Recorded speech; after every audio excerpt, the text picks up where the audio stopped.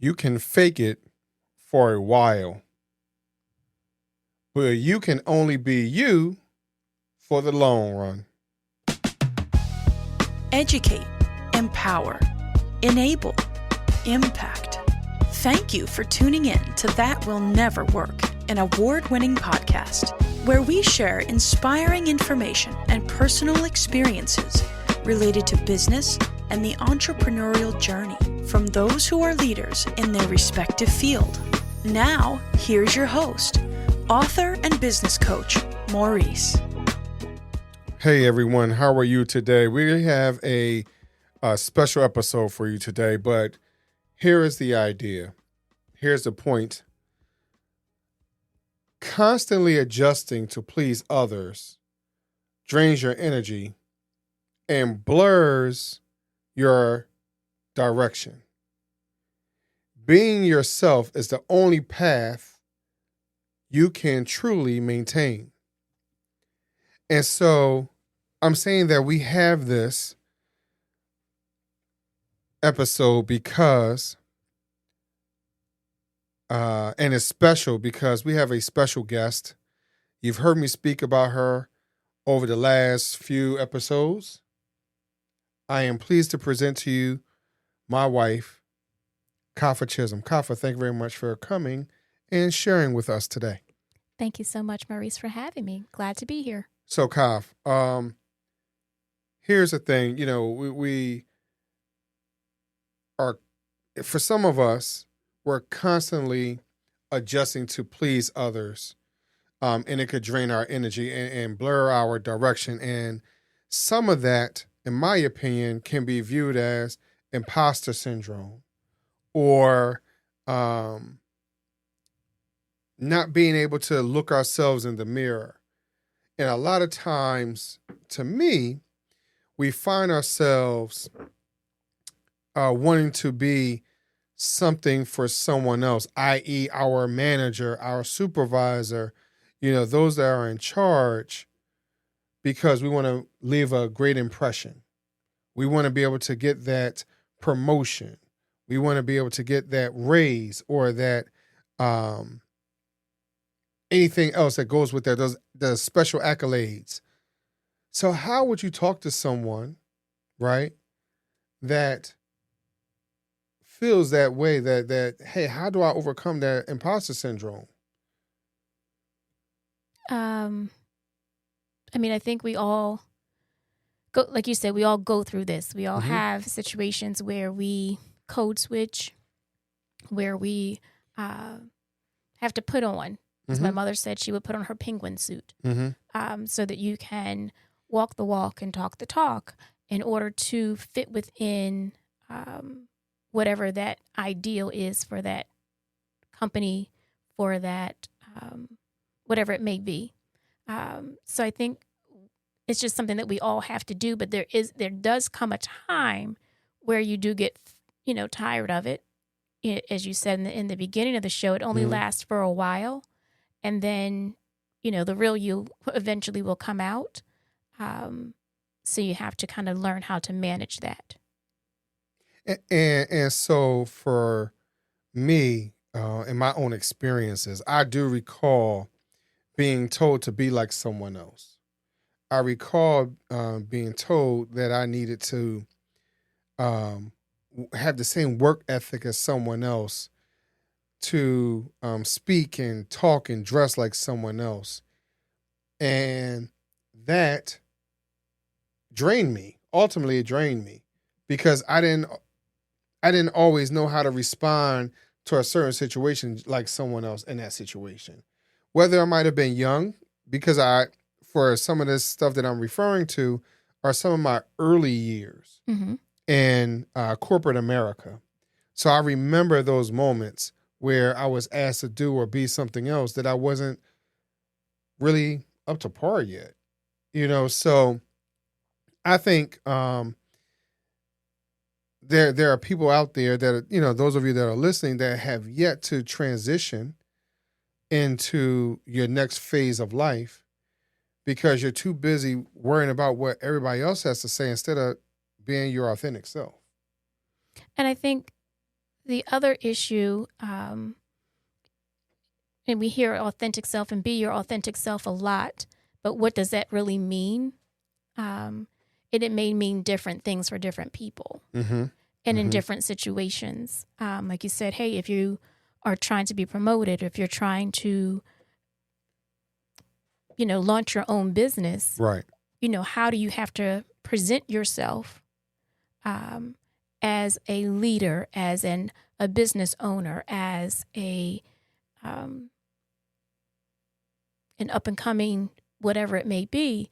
You have to present yourself a certain way. And again, you may have to fall in line with traffic. You may want to be on the windy path and look at the trees and all those things, but sometimes you have to be in the highway with everybody else.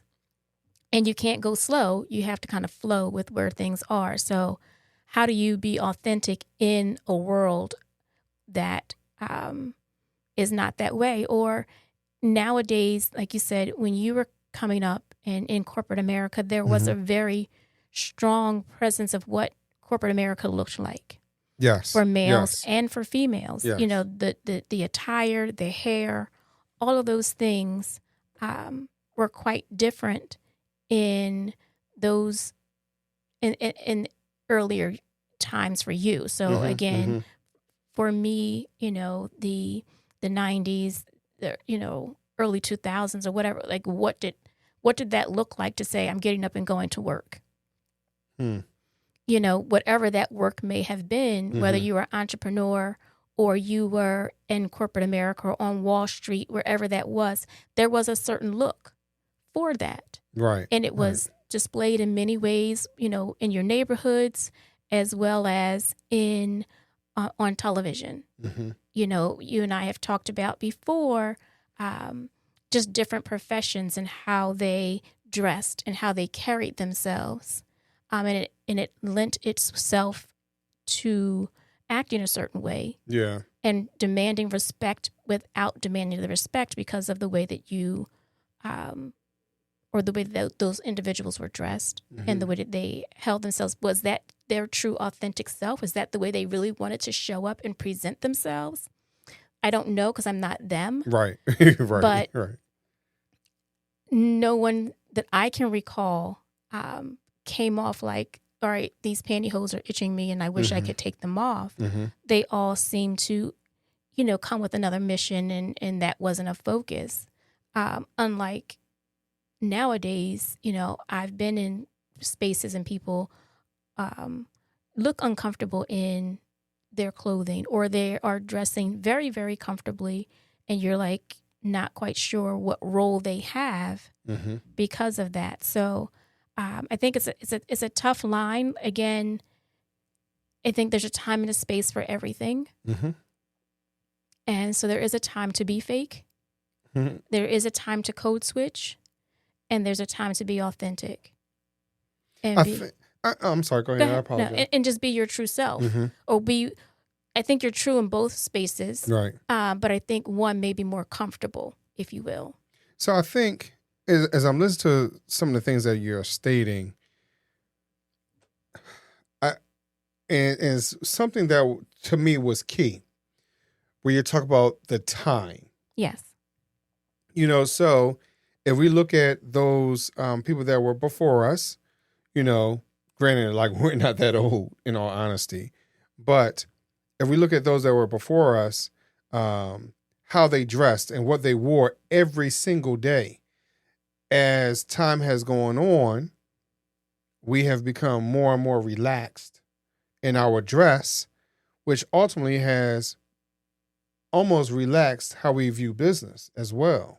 And the way we talk to one another. Right. I don't think we should go back to totally yes, ma'am, and yes, sir. And that type of dialogue.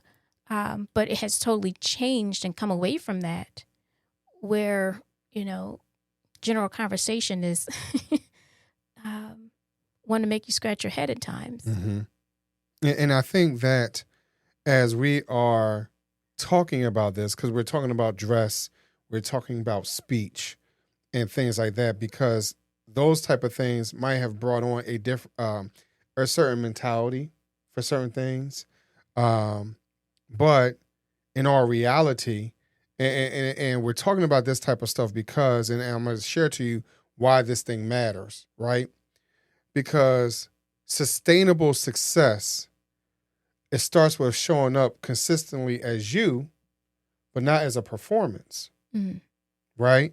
And so if I show up as myself in this particular environment, will it always be acceptable?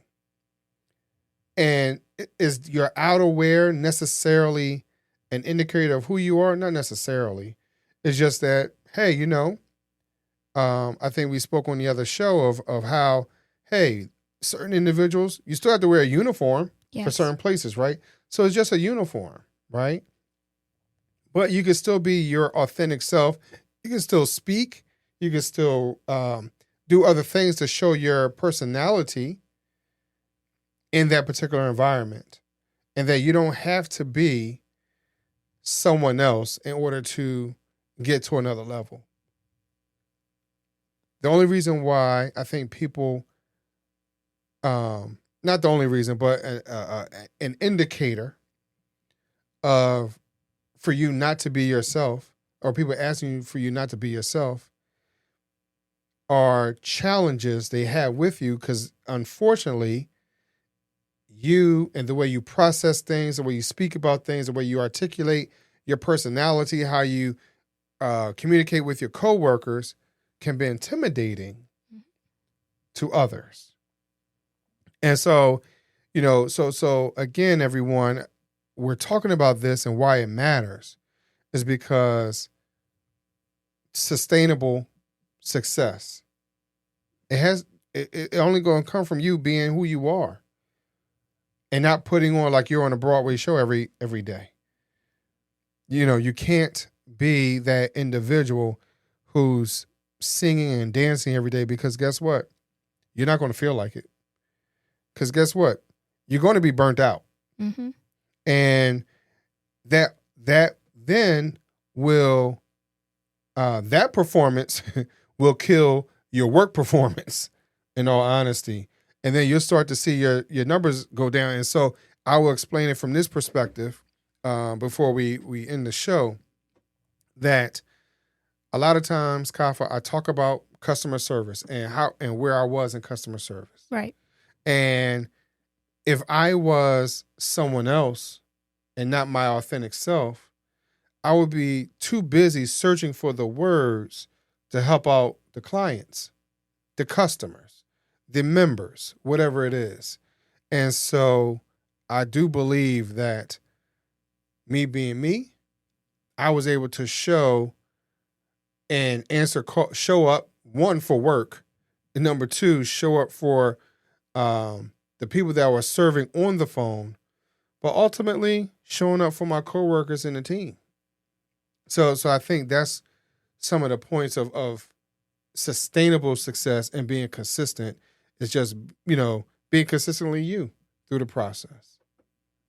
So do you have any last thoughts on this? No, I agree with everything that you said. I think you said it quite well.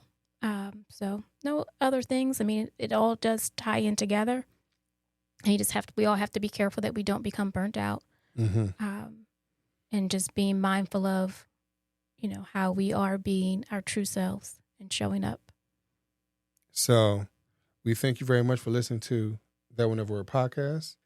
And I'll talk to you a little later. Thanks for listening. Follow Maurice Chism on social media to stay connected, and check back weekly for new episodes. Until next time, that will never work. Or will it?